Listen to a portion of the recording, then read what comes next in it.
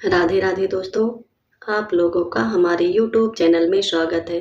आज हम देव उठनी एकादशी के बारे में बताएंगे और इस दिन तुलसी माता का विवाह भी होता है, उसके बारे में भी बताएंगे कि तुलसी मैया का विवाह किसके साथ होता है और किस महीने में होता है। तुलसी विवाह कार्तिक मास की एकादशी को होता है। यह विवाह शालिग्राम जी के साथ तुलसी मैया का विवाह किया जाता है। इस दिन हम क्या क्या चीज़ें ले आते हैं। इस दिन हम गन्ना ले आते हैं, शक्ला ले आते हैं, इसे शकरकंदी भी बोलते हैं, फल फूल मिठाई।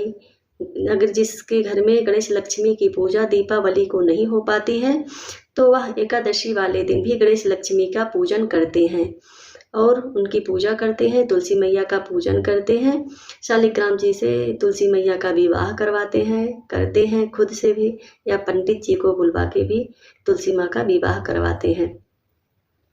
इस दिन तुलसी मैया का विवाह शालिग्राम जी के साथ इसलिए किया जाता है क्योंकि इस दिन श्री हरि नारायण विष्णु अपनी योग निद्रा से जागते हैं और शालिग्राम जी ने माता तुलसी को ये वचन दिया था कि तुलसी माता का विवाह नारायण के साथ होगा।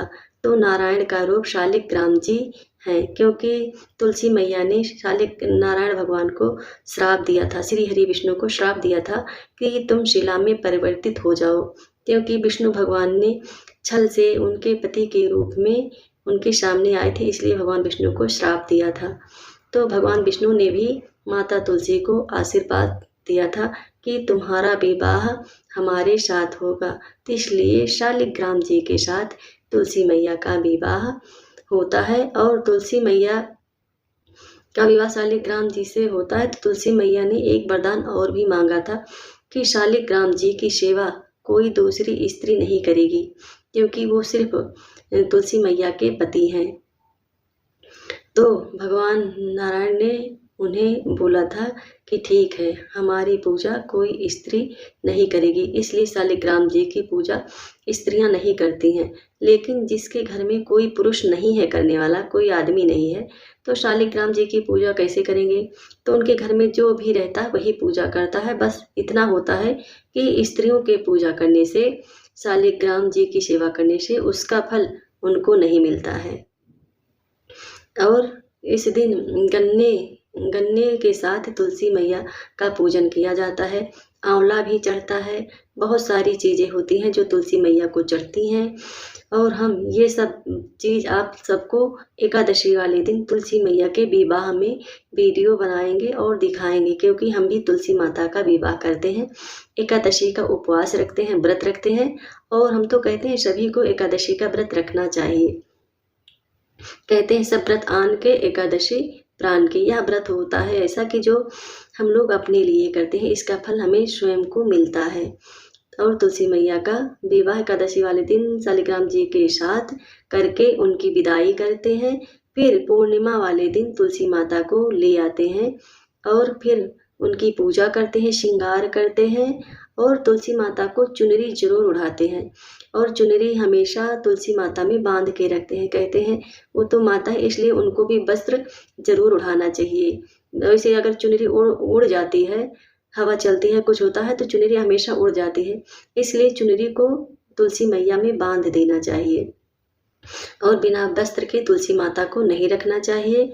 तुलसी की सेवा सभी को करनी चाहिए। 1 महीने से तुलसी माता की सेवा चल रही है और यह पूर्णिमा तिथि को पूर्ण हो जाएगी।